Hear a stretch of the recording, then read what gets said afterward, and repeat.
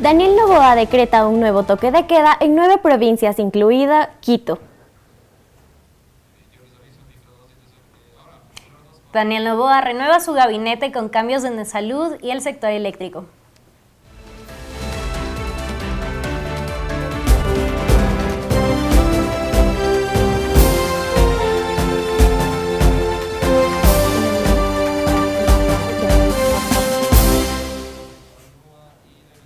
Buenas tardes, iniciamos con las noticias.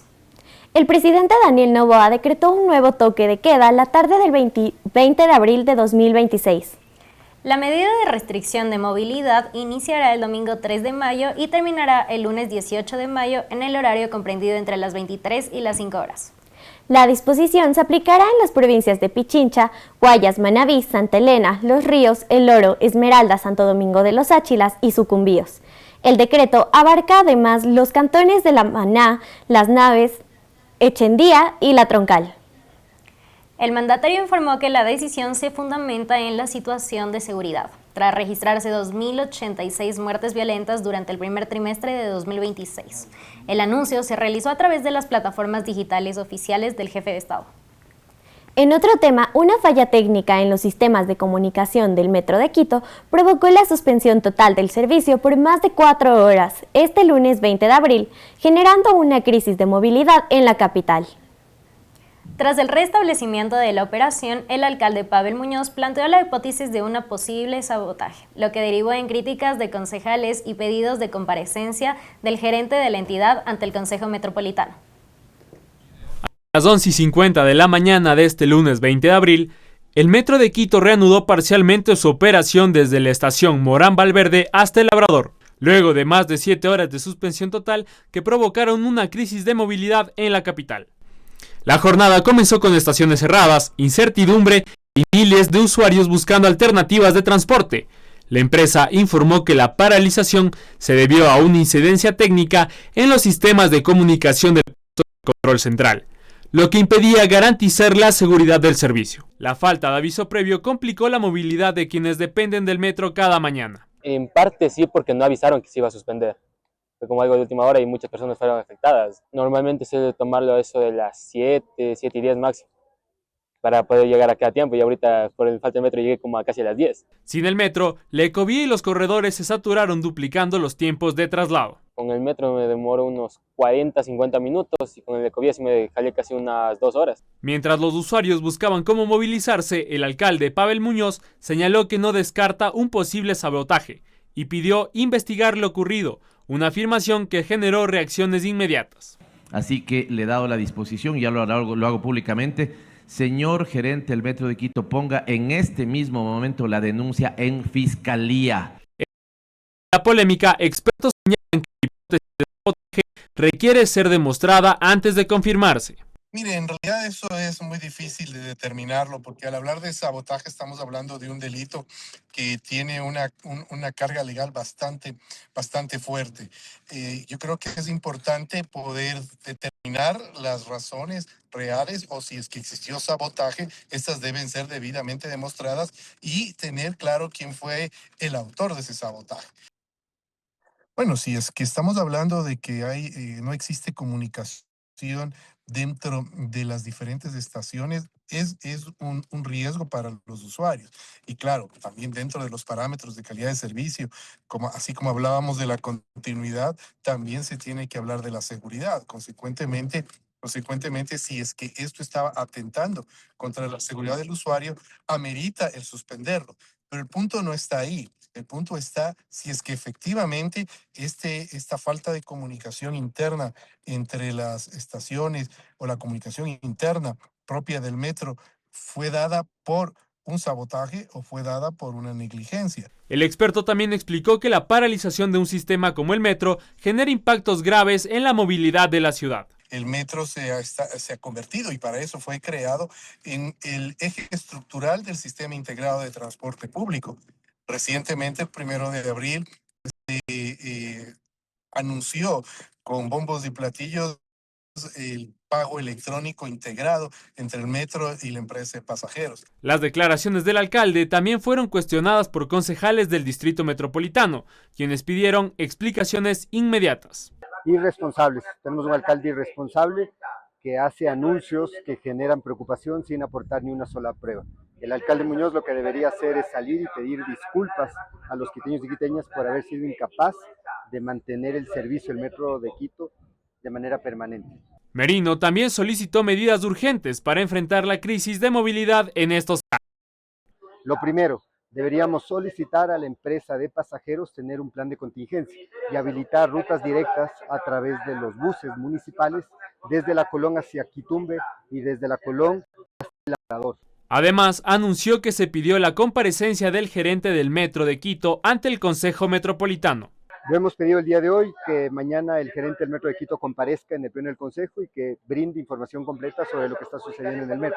Aunque el servicio ya se restablece de manera parcial, la suspensión dejó largas filas, retrasos y cuestionamientos políticos. Mientras se investigan las causas de la falla, la ciudadanía espera respuestas claras y garantías para que una paralización como estas no vuelva a repetirse. Y Mateo Domínguez, UDLA Channel. Una funcionaria de la Autoridad de Tránsito de Durán, Solange Arellano, fue asesinada por impactos de bala la mañana del lunes mientras se desplazaba en su vehículo por el puente de la Unidad Nacional. El presunto responsable del crimen es su esposo, el sargento segundo de la Policía Nacional, Gustavo C., quien prestaba servicios en el área jurídica del Carmen. El ataque ocurrió cerca de las 8 de la mañana en el sentido La Puntilla hacia Durán. El agresor disparó desde otro automóvil y el parabrisas del vehículo de la víctima recibió al menos 2 impactos. La mujer recibió un disparo en el rostro y habría intentado defenderse antes de fallecer. El uniformado huyó del sitio en un vehículo blanco tras quedar herido en la calzada. Las unidades policiales rastrearon el automotor hasta un inmueble en el sector de Pascuales, mediante las cámaras de videovigilancia. Al intervenir el domicilio, los agentes escucharon 2 detonaciones y encontraron al sargento con una herida de bala. El caso se investiga como un presunto femicidio seguido de suicidio. El personal de criminalística recolectó indicios balísticos en el puente y en la vivienda donde se halló el cuerpo del policía. En otra noticia, la Armada de Ecuador y la Policía Nacional localizaron 2 fosas con restos humanos en la ciudadela Coral, al sur de Esmeraldas, durante un operativo realizado el 19 de abril. La intervención resultó en la detención de 6 personas vinculadas a la organización criminal Los Tiguerones. El sitio funcionaba como refugio y centro logístico para la coordinación de actividades ilícitas en la zona. Durante el registro, los uniformados decomisaron una motocicleta reportada como robada, 2 radios, municiones, una escopeta artesanal y 2 teléfonos celulares. Las autoridades no han determinado la cantidad total de cuerpos hallados en las excavaciones. En un procedimiento paralelo contra la minería ilegal en la misma provincia, fuerzas militares desmantelaron un campamento clandestino y destruyeron maquinaria. Los sospechosos huyeron tras un enfrentamiento armado con el personal militar, por lo que no se registran detenciones en este caso específico. Ahora les contamos que la crisis entre Ecuador y Colombia alcanza su tercer mes con una caída del 44% en el comercio bilateral, con pérdidas que superan los 1.320 millones de dólares. La tensión escaló al ámbito judicial tras el anuncio de una demanda por calumnia de Gustavo Petro contra Daniel Noboa. El martes 21 de abril del 2026 se cumplen 3 meses de la guerra comercial entre Ecuador y Colombia. Este conflicto ha generado que el comercio entre ambos países caiga un 44%, lo que representa una pérdida de aproximadamente 1.320 millones de dólares. Según datos del Banco Central del Ecuador, el comercio bilateral entre ambos países alcanzó los 3.000 millones de dólares en 2025. Desde ese total, Ecuador importa 2.000 millones de dólares desde Colombia, mientras que exporta alrededor de 900 millones. El 60% de las importaciones corresponde a materia prima. De los 1.900 millones que nosotros compramos en Colombia, el 60% corresponde a materia prima y el 40% a producto terminado. Viceversa, lo que nos compra Colombia a nosotros, el 20% obedece a tecnología, el 80% producto terminado y algo de materia prima. En esas proporciones, diría yo, en su mayor parte, los efectos de esta aplicación, principalmente en producto terminado, se van a ver afectados lo que nosotros compramos a Colombia con un precio que se va a duplicar. La relación entre Ecuador y Colombia atraviesa un nuevo momento de tensión. Se suman recientes declaraciones del presidente Daniel Noboa en una entrevista con un medio de comunicación colombiano, donde vincula al presidente Petro con personas cercanas a alias Fito. Por lo que el pasado 19 de abril el presidente de Colombia, Gustavo Petro, anunció en su cuenta de X que iniciará una demanda por calumnia contra el mandatario ecuatoriano, profundizando el conflicto diplomático entre ambos gobiernos. ¿Cómo debe funcionar esto? Presentada la querella, si es una querella, le ordenarán que reconozca firme y rúbrica. Ambos casos requieren del reconocimiento de firme y rúbrica. Hecho esto, el juez inmediatamente deberá pedir al Consejo Nacional Electoral una certificación de que efectivamente Noboa es el presidente de la República.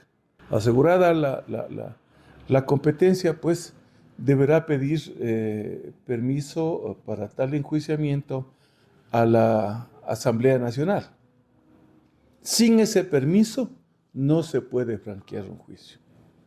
Colombia irá a las urnas el 31 de mayo en una contienda clave. La derecha busca recuperar el poder con figuras como Paloma Valencia y Abelardo de la Espriella, quienes lideran la oposición frente al sucesor del actual gobierno. En el análisis político en el ámbito electoral también se han generado reacciones frente a este escenario. La candidata Valencia en días anteriores se ha pronunciado que de ganar tendría una llamada con el presidente ecuatoriano para resolver el conflicto. Tanto más cuanto que este presidente que nos gobierna actualmente tiene buenas relaciones con los dos candidatos más fuertes de la derecha. Entonces, ha caído bien en las cúpulas. Pero si comparamos numéricamente, en votos, digamos, a este grupo que estamos mencionando, con el grupo de gentes que son de extracto popular, que son el pueblo, los trabajadores, etcétera, ¿no es cierto? Yo creo que más bien le ha hecho un favor Petro, digamos, Noboa, a Petro, y en este caso al candidato de él, que es el señor Cepeda, ¿no es cierto? En medio de esta escalada de tensiones, el embajador de Ecuador en Colombia, Arturo Félix Wong, regresó al país tras el llamado a consultas de la Cancillería. La decisión del ministro de Relaciones Exteriores y Movilidad Humana se da en el contexto del deterioro de las relaciones diplomáticas entre ambos gobiernos. Con producción de Edwin Yepes y Sebastián Echeverry, UTLA Channel. El Ministerio de Trabajo prevé aprobar esta semana un acuerdo ministerial para modificar el procedimiento de visto bueno con el objetivo de reducir los tiempos en el trámite legal. El ministro Harold Burbano informó que la medida busca simplificar los procesos y acelerar la resolución de conflictos laborales entre empleadores y trabajadores. El proyecto de reforma fue presentado en diciembre de 2025. El procedimiento administrativo actual dura entre 80 y 120 días, mientras que la nueva propuesta establece un plazo de entre 30 y 45 días para resolver la terminación de la relación laboral por causa justificada. La reducción de los plazos permitirá que los trabajadores conozcan sus indemnizaciones en menor tiempo y que los empleadores definan con mayor rapidez los valores pendientes de pago por el fin del vínculo laboral. El funcionario explicó que el documento se encuentra en su fase final y que la firma del acuerdo se realizará antes de que termine la semana. En otra información, el presidente Daniel Noboa anunció cambios en el gabinete ministerial en las carteras de Salud y Energía. Jaime Bernabé Erazo fue nombrado el titular del Ministerio de Salud Pública. El funcionario sucede a la vicepresidenta María José Pinto, quien estuvo al frente de la institución desde el 18 de noviembre de 2025. En el área energética se realizará un cambio de mando a partir del 30 de abril. El Ejecutivo iniciará un proceso de transición para realizar ajustes en la red eléctrica nacional. Para esto se realizó los nombramientos de Juan Carlos Blum en la gerencia de la Corporación Nacional de Electricidad y de César Alfredo Aguilar en la dirección del Operador Nacional de Electricidad.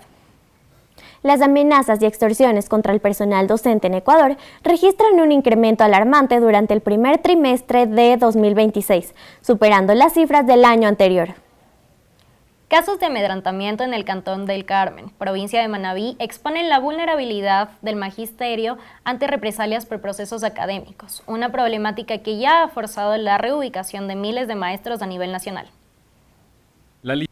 Mariana Álava, docente con 10 años de experiencia en la Unidad Educativa Nacional El Carmen, sufrió amenazas a finales del año lectivo 2025. Según la docente, 3 chicas por problemas educativos y bajas calificaciones realizaron amenazas constantes, identificando la rutina de su madre, especialmente los momentos en los que permanecía sola. También afirmó que esta situación habría alcanzado a sus hijos y a su esposo, quienes habrían sido objeto de seguimiento en sus actividades. La docente aseguró que, tras estos hechos, su vida cotidiana cambió de forma radical, adoptando medidas de aislamiento dentro de su propio hogar.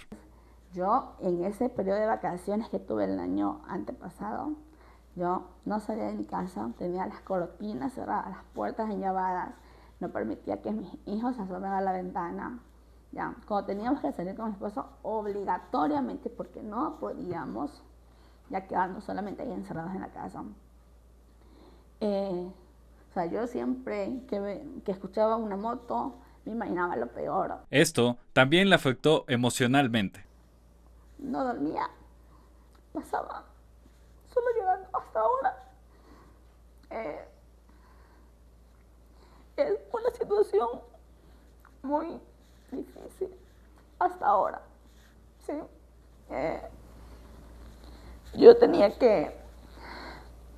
dormía por horas, o sea, dormía, me acostaba, dormía 1 hora, hora y media, me despertaba, me ponía a llorar, ¿sí?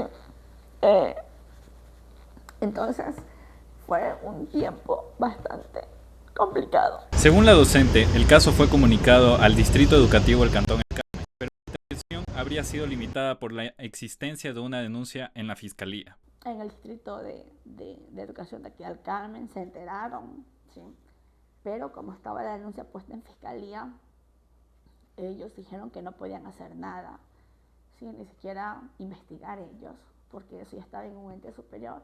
Entonces, más bien la Fiscalía eran los que se tenían que encargar de eso. A nivel nacional, la Unión Nacional de Educadores cuenta con aproximadamente 120.000 afiliados, de los cuales 15.400 pertenecen a Manabí. En 2025, según la UNE, se registraron entre 1.900 y 2.000 docentes reubicados por temas de seguridad, además de aproximadamente 2.400 reportes en el sistema educativo. En el país se registran 16.129 casos de extorsión, en los cuales entre el 8% y el 10% afectarían al sector educativo. Presenta entre 1.300 y 1.600 casos por extorsión. En 2026, durante el primer trimestre, se reportaron 592 amenazas y 415 extorsiones, superiores al mismo periodo de 2025. Nosotros el tema de la investigación y llevarlo a acompañarlo para que se y de esa manera puedan hacer denuncias a través de la Fiscalía y se llegue a un de reubicación del docente a una zona más segura o poner medidas que permitan asegurar la seguridad física y psicológica también del docente. Desde el gremio docente se plantea la necesidad de medidas estructurales frente al incremento de casos de inseguridad en el sistema educativo. Nuestra propuesta como Unión Nacional de Educadores es que se declare en emergencia la educación y esto permita dotar a las instituciones educativas de mayor seguridad en otros aspectos de infraestructura, libros, entre otras cosas más que necesita la institución y la educación pública. Sin embargo, el Ministerio de Educación no ha creído necesario declararla en emergencia, que eso nos permitiría tener mayor seguridad para los docentes. Desde la autoridad de la unidad educativa, el Cantón El Carmen, se señala que existen protocolos de atención y protección para el personal docente, según cada caso. Como institución educativa nosotros siempre actuamos, siempre protegiendo al maestro, siempre se le da una protección, se le da, si ellos presentan oportunamente la denuncia, el requerimiento, bueno, se le manda a trabajar virtualmente, se le da resguardo policial si lo necesita, se trabaja con investigaciones, es el primer paso como institución se da. En el sistema educativo ecuatoriano, el incremento de amenazas y presuntos casos de extorsión continúa generando preocupación entre docentes y gremios. Casos registrados, como en el Cantón del Carmen, provincia de Manabí, evidencian cómo esta problemática puede impactar directamente en la vida personal y familiar del magisterio. En este caso, la seguridad de los docentes se mantiene como un tema relevante dentro del sistema educativo nacional. Con de Valeria Velasco y Rafael Páez, UDLA Channel.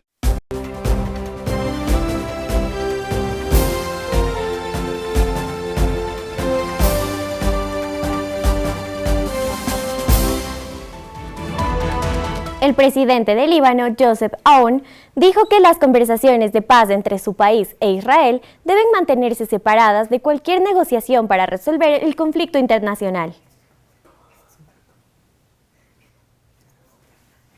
El presidente del Líbano, Joseph Aoun, afirmó este lunes en un mensaje de X que las conversaciones de paz de su país con Israel deben mantenerse separadas de cualquier negociación para resolver la guerra con Irán.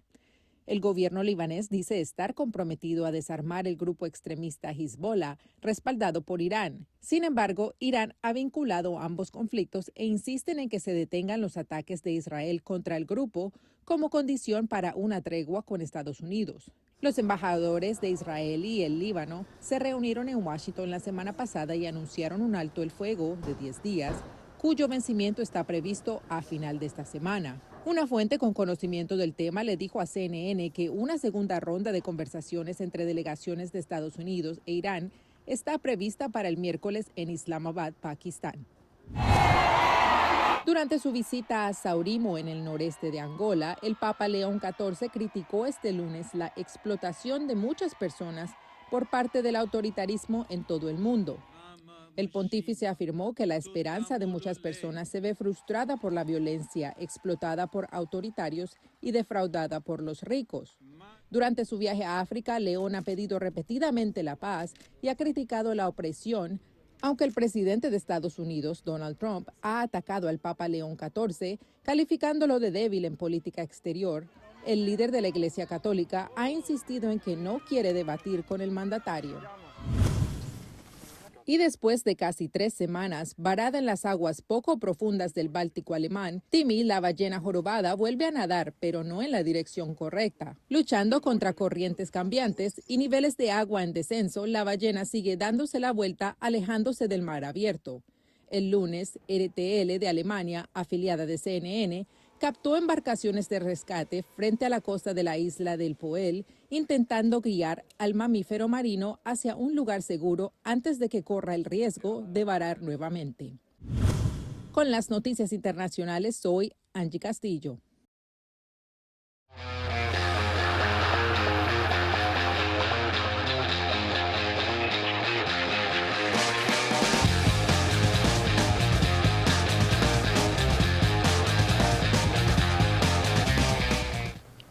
Hasta aquí las noticias internacionales. Continuemos con deportes. ¿Cómo está, Sebastián? ¿Cómo están, chicas? Empezamos con las noticias deportivas. El futbolista Joao Rojas viajó a Chicago este lunes 20 de abril de 2026 para someterse a una cirugía de ligamento cruzado anterior de la rodilla izquierda. El integrante de Barcelona Sporting Club acudió al aeropuerto de Guayaquil junto a un médico de la institución. El procedimiento médico se determinó después de que los métodos de recuperación conservadores resultaran insuficientes. El jugador de 28 años no cuenta con una fecha definida para su regreso a las actividades profesionales. Rojas registra 30 partidos jugados en 3 temporadas con el conjunto guayaquileño, lo que equivale a un promedio de 10 encuentros anuales. La duración de su baja dependerá del proceso de rehabilitación postoperatorio. Con eso termina el espacio informativo, nos despedimos, que tengan una buena tarde.